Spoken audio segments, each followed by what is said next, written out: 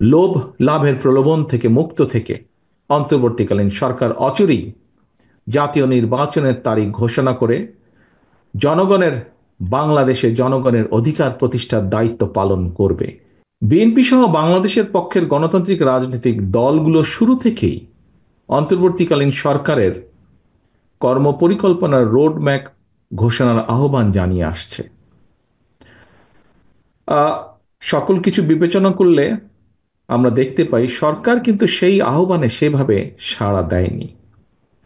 সরকার বরং জাতীয় নির্বাচনের সুনির্দিষ্ট দিন তারিখ ঘোষণাকে সুকৌশলে অল্প সংস্কার, বেশি সংস্কার এ ধরনের একটি অভিনব শর্তের বেড়াজালে বলা যায় আটকে দিয়েছে।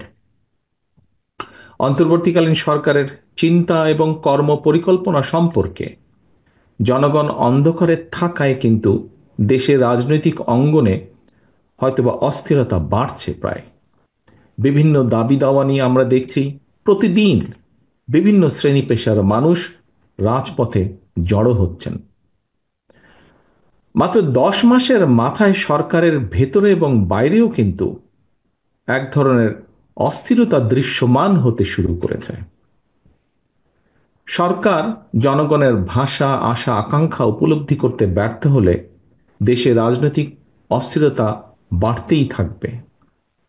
আমরা মনে করি দেশে এভাবে অস্থিরতা বাড়লে এই সরকারের পক্ষে পরিস্থিতি সামাল দেওয়া কষ্টসাধ্যই হয়ে পড়বে।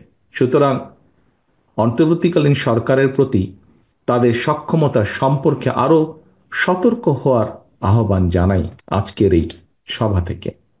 অন্তর্বর্তীকালীন সরকারের প্রতি আবারও আহ্বান জানিয়ে বলবো, পরিস্থিতি অযথা ঘোলাটে না করে জাতীয় নির্বাচনের সুস্পষ্ট তারিখ ঘোষণা করুন। জনগণের ভোটে জনগণের কাছে দায়বদ্ধ সরকার প্রতিষ্ঠা করা না গেলে পতিত পলাতক স্বৈরাচারকে মোকাবেলা করা সহজ হবে না। লোভ লাভের প্রলোভন থেকে মুক্ত থেকে অন্তর্বর্তীকালীন সরকার অচিরেই জাতীয় নির্বাচনের তারিখ ঘোষণা করে জনগণের বাংলাদেশে জনগণের অধিকার প্রতিষ্ঠার দায়িত্ব পালন করবে।